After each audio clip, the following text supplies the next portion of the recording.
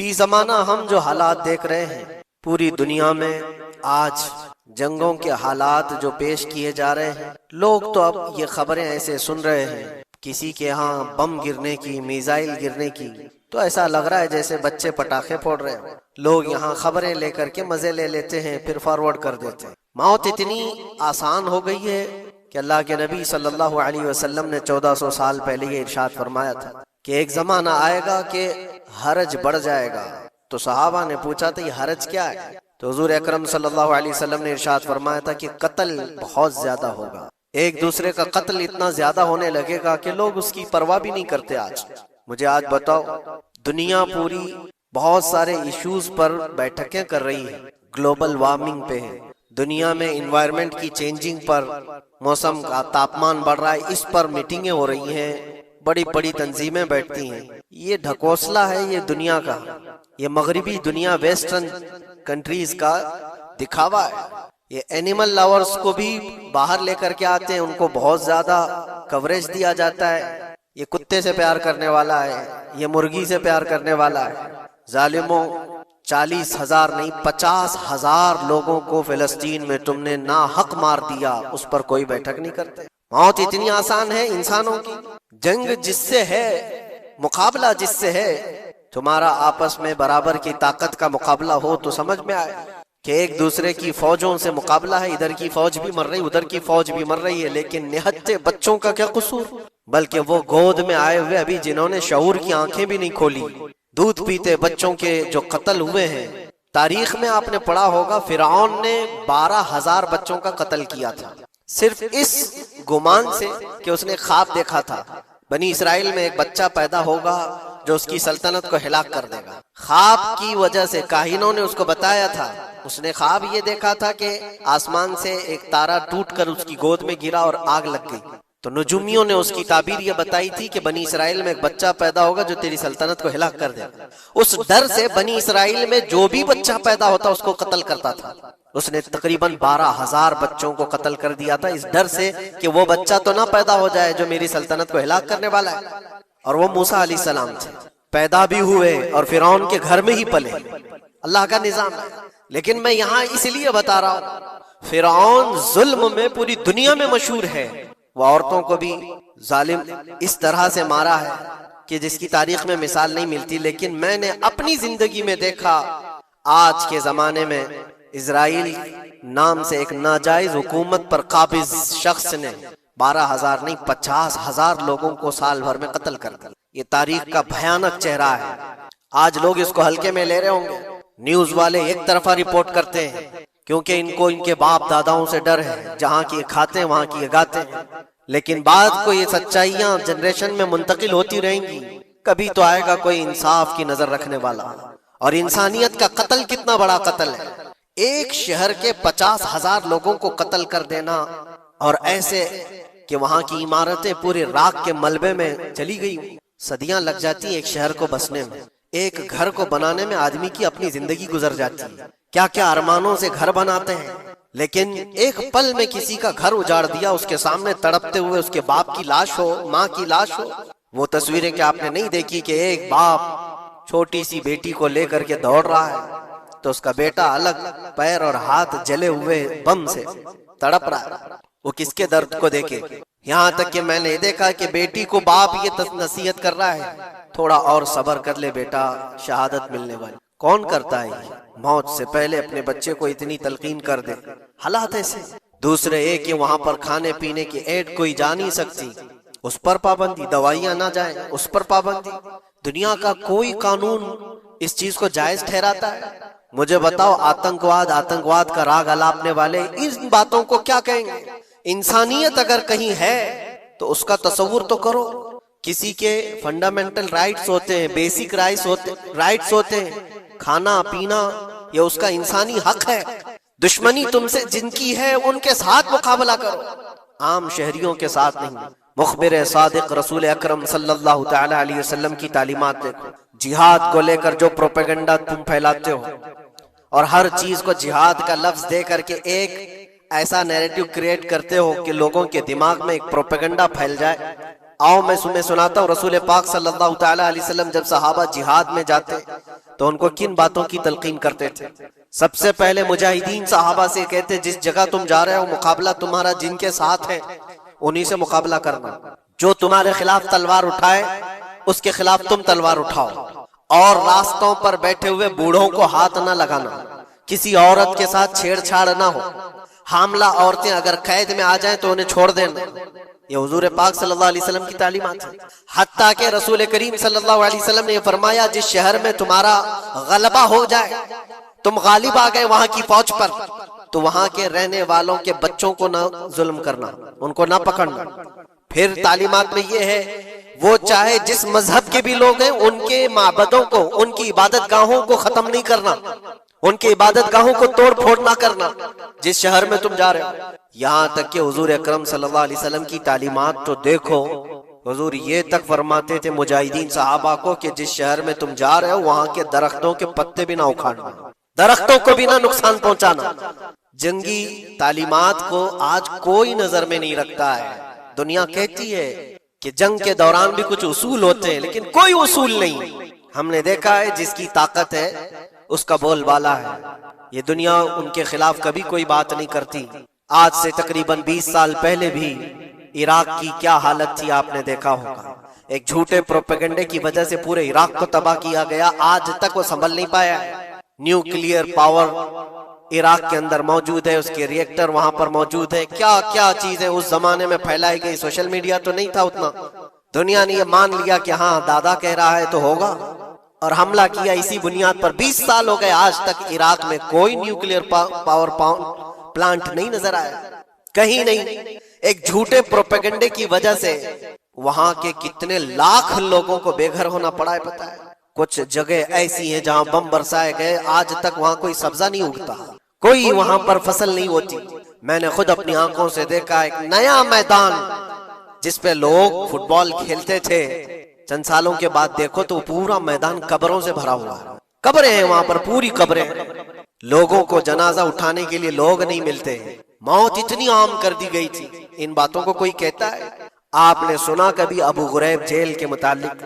कैदियों के साथ जो वहशियाना सलूक किया इन गोरों ने, अल्लाह की पनाह, बहुत सख्त किस्म के, दुनिया में बदनाम जमाना जेल उसको कहा जाता है। हर तरह की वहां पर कैदियों के साथ आजमाइशें हुई, हर तरह की।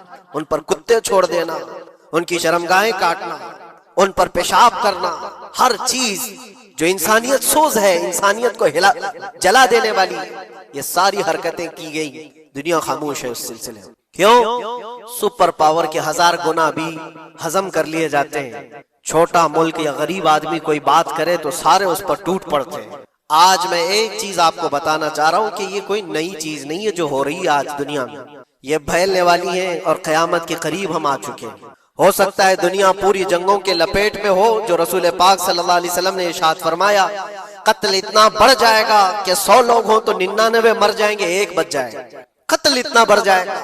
ये जंग की आग हो सकता है आसपास सब फैल जाए, जिसकी वजह से इस वबा में, इस बला में सब मुलविस होने लग जाएंगे। और एक बात ये भी याद रखो, चाहे जैसी भी हुकूमत हो, तारीख पूरी उठा करके देखना, जुल्म के बाद जो गुरूर और तकब्बुर में आकर फिरौन बनने की कोशिश करता है, उसका अंजाम अल्लाह ताला बहुत भयानक फरमाता है। बहुत भयानक अंजाम होता है।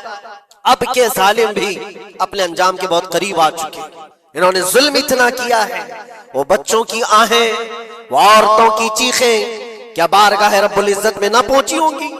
रब तबारक व तआला खुद फरमाता है, सयअलमुल लदीन ज़लमू अय्य मुनक़लिबिन यनक़लिबून, अन करीब जालिम ये देख लेंगे कि किस पलटी में अल्लाह ताला उन्हें गिराने वाला है। जो जाल वो अपने दुश्मनों के लिए बुनते हैं, अल्लाह ताला उसी जाल में उनको फंसाता है। आज देखना आप, तारीख की सच्चाइयां आपको इस बात का जवाब देंगी।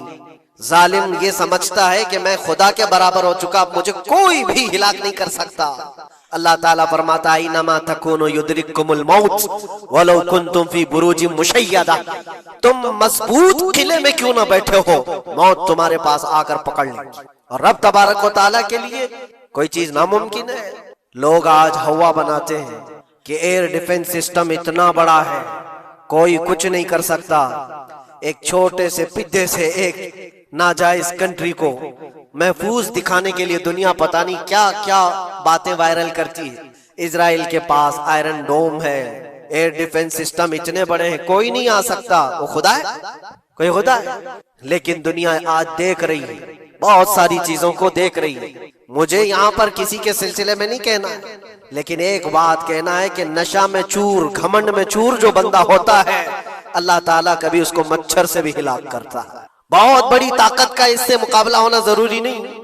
तुम्हारे पास होगा बहुत बड़ा सिस्टम, लेकिन रब तबारक व तआला जब इंतकाम ले ले तो फिर तुम्हारे लिए बहुत बड़ी ताकतों की जरूरत नहीं। आपको मैं तारीख बताऊं, इराक में नमरूद एक जमाने में इस तरह की हरकत किया था कि उसने बहुत बड़ी इमारत बनाई थी, और उसके मुताबिक बात ये थी कि वो 1000 लोगों से तन्हा लड़ सकता था, इतनी उसकी ताकत थी। शेर से खुद मुकाबला करता था, कभी डरता नहीं था। नमरूद की ताकत मशहूर थी उस जमाने में, और सारे लोग उसकी ताकत का लोहा मानते थे, हत्ता कि वो कभी अपनी जिंदगी में बीमार नहीं हुआ था। आदमी जब बीमार नहीं होता तो उसका गुरूर बढ़ जाता है, सोचता है मुझे कुछ हो नहीं सकता।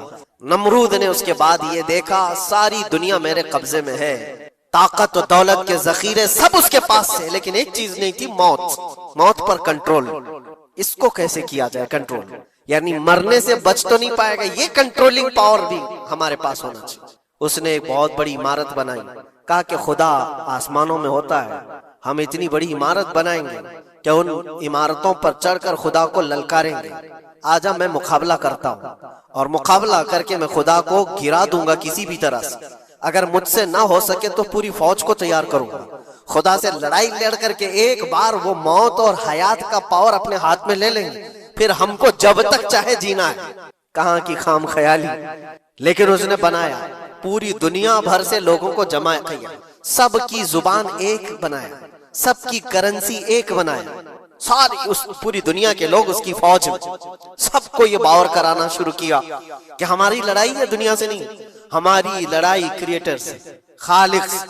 हम उससे पावर छीन लेंगे एक बार, और फिर अपने हाथ में मौत और हयात का कंट्रोल रखेंगे। जिसको जितनी लंबी उम्र चाहिए मैं दूंगा, जिसको जब तक जीना है मैं दूंगा, अजल तक, अजल से लेकर अबद तक। ये सारे ख्यालात उसके थे, और उसने जमा किया, इमारत भी बनाया, फौज भी तैयार किया। क्या रब तबारक व तआला ये नहीं देख रहा था? उसकी तैयारी, उसका जमा करना, उसकी इमारत बनाना, बहुत दिनों तक ये सब काम चलता रहा। रब तबारक व तआला किसी से गाफिल नहीं, दिलों में गुजरने वाले हालात से भी बेखबर नहीं, लेकिन बंदे को रब तबारक व तआला ढील देता है। कुरान में रब ताला फरमाता है, वला यहसबन्नल्लज़ीना कफरू अन्नमा नुमली लहुम खैरुल लिअन्फुसिहिम इन्नमा नुमली लहुम लियज़दादू इस्मा। काफिर जो उनको ढील मिली है, ये न समझें कि हमने जो उनको छोड़ रखा है उनके लिए बेहतर है, बल्कि इसलिए हम छोड़ रखे हैं कि वो और ज्यादा करें, और ज्यादा करें। लियज़दादू इस्मा वलहुम अज़ाबुम मुहीन, फिर हम जिल्लत वाला अज़ाब उन्हें देने वाले हैं। ये मत समझ लो कि रब तबारक व तआला इन सब चीजों से बेखबर है। नमरूद इतना सब करता रहा, अल्लाह ने उसको छोड़ रखा। बना ले, लंबी इमारत बना, फौज भी बना ली, सारी चीजें बना लिया। मुकाबले के लिए उसने दिन भी तय कर लिया। उसके बाद उसको खुदा से लड़ाई लड़नी थी, कहां खुदा तक पहुंचने की बात। लेकिन बंदा जब गुरूर और तकब्बुर में आता है तो वहां तक भी सोचता है। उसे मौत पर कंट्रोल हासिल करना था, बस ये एक चीज थी। फिर जब वो दिन आया, किताबों में मिलता है अल्लाह तबारक व तआला ने फरिश्ते, उसकी जो तादाद है उसका किसी को इल्म नहीं। बारिश के जितने कतरात गिरते हैं ना, एक एक फरिश्ता बूंद लाकर रखता है। अब आप अंदाजा कर सकते हैं फरिश्तों की तादाद कितनी हो सकती। उसमें जो बड़े फरिश्ते हैं वो जिब्राइल, मीकाईल, इसराफील और इज़राइल अलैहिमुस्सलाम, जो सरदार मलाइका हैं, फरिश्ते हैं, उनके अपने अपने काम हैं, बहुत पावरफुल फरिश्ते हैं। इनकी बात नहीं करना, किसी एक आम फरिश्ते को रब तबारक व तआला ने बुलाया और फरमाया, जाओ जमीन पर हमारे एक बंदे ने हमसे लड़ाई का इरादा कर लिया, उसकी ताकत और कुव्वत और उसकी जमा शुदा सारी चीजों को देख करके आओ। वो फरिश्ता जमीन पर आया, जिस जगह पर उसने ये सब जमा किया था। फरिश्ता उतरकर सिर्फ अपने पैर हिलाया था, पूरी इमारत भस्म हो गई। कुछ नहीं किया था, उसकी बनाई हुई इमारत भस्म हो गई। जितनी फौज जमा किया था सब कीड़े मकोड़ों की तरह मर गए, और सबकी जुबानें मुख्तलिफ हो गई, कोई एक दूसरे को पहचान नहीं पा रहा। ये मिनटों की भी बात नहीं थी, सेकंडों की बात थी। फरिश्ता वापस चला गया, नमरूद का जवाल हो गया, खत्म हो गया। ये तारीख की एक बात है और ये रिवायत हम अपनी किताबों में नहीं रखते, ये रिवायत यहूदियों की किताबों से ही है। यहूदी इस बात को यकीन करते हैं और इसी वजह से इस बात पर वो दोबारा अमल करने के लिए फिर कोशिश में है। न्यू वर्ल्ड ऑर्डर जो कहा जाता है, पूरी दुनिया को इकट्ठा करना, एक करेंसी बनाना, एक लैंग्वेज पर लाना और सबको मिलाकर के एक ताकत हासिल करना, स्पेस पर जाना और फिर वही चीजें दोहरानी जा रही है। दुनिया वही चीज एक दोबारा बार ट्राई करना है, जिसके लिए आपको पता है ये छोटी सी कौम पूरी दुनिया पर कंट्रोल हासिल करने के कैसे कैसे ख्वाब देखती है। अगर आप जाएं, इस्लाम दुश्मनी तो इनकी पुरानी है, लेकिन ये जो 50,000 लोगों का कत्ल है, ये सिर्फ और सिर्फ उनके अपने एक छोटे मकसद के लिए। हो सकता है बहुत सारी बातें हों, गजा पट्टी एक ही इलाका बचा हुआ है फिलिस्तीन का, बाकी सब तो ये कब्जा कर चुके। 1947 के बाद, 48 के बाद छोटा सा हिस्सा जो बाकी है गजा पट्टी, जिसकी 20 लाख की आबादी, उस इलाके पर इतनी ज्यादा क्यों क्रूरता है? क्यों? बाकी सब जगह पर और भी दीगर जगह पर, यरूशलेम में, वेस्ट बैंक में, कई जगहों पर मुसलमान आबाद है। ये गजा के लिए क्यों इस कदर सख्तियां हैं? दुनिया को बताने के लिए तो ये एक आतंकवाद जमात है हमास, जिसका मुकाबला करने के लिए हम ये हमले कर रहे हैं। लेकिन आज तक ये दुनिया को बता नहीं सके कितने हमासियों को कत्ल किया, कितने हमास के लोग पकड़े गए, कितनों को मारा गया। चंद होंगे, लेकिन उसके बदले में जो भारी कीमत चुकाई हो गजा के निहत्थे लोगों ने, 50,000 लोगों का कत्ल, ये तो रिकॉर्ड पे दिख रहा है। बाकी अल्लाह वाला, बाकी कितने हैं जिनकी तादाद मिल ना सकी हो। बाज दानिश्वरों ने ये भी बताया उसको सिर्फ और सिर्फ एक कैनल बनाना है जो दुनिया की ट्रेडिंग पर कब्जा हासिल करने की। जो सुएज कैनाल है इजिप्ट का, जिससे मेडिटेरेनियन सी से लेकर के गुजरते हैं, 2 समंदरों को जोड़ने के लिए एक कैनल है मिस्र में, इजिप्ट में, जहां से इजिप्ट हर गुजरने वाले जहाज से टैक्स लेता है, हर गुजरने वाले जहाज से एक भारी कीमत लेता है, जिससे ट्रेडिंग पर असर भी रहता है। और जब वो चाहे बंद करे, 2 मरतबा उसने बंद भी किया था तारीख में 1950 के बाद। और ये ख्वाब देखता है इजराइल कि हम अपनी ही जगह से एक कैनल बना ले तकरीबन 300 किलोमीटर, जिसके लिए उसको गजा हासिल करना बहुत जरूरी है। ये बाज लोगों की अपनी तहकीक है। तो क्या कोई अपने मफाद का हासिल करने के लिए 50,000 लोगों का कत्ल कर सकता है? दुनिया को ये भयानक चेहरा भी तो मालूम होना चाहिए। अगर उनको कोई रास्ता बनाना है तो उसके लिए इंसानियत का कत्ल करना। मैं आपको एक बात अर्ज किए देता हूँ, कुरान पाक ने जो फरमाया वो हक है, 100% हक है। अल्लाह ने फरमाया, मैंने खुतबे के बाद जो आयत पढ़ी, वो दुरिबत अलैहिमुज़्ज़िल्लतु वल मस्कनत, अल्लाह फरमाता है उन पर जिल्लत और गुर्बत लिख दी गई। किस पर? यहूदियों के मुताबिक। वबाउ बिग़ज़बिन मिन अल्लाह, और अल्लाह के गजब में रहेंगे वो हमेशा। आप सूरह फातिहा में पढ़ते हैं ना, गैरिल मग़दूबि अलैहिम वलद्दालिन। मग़दूब का मतलब क्या है?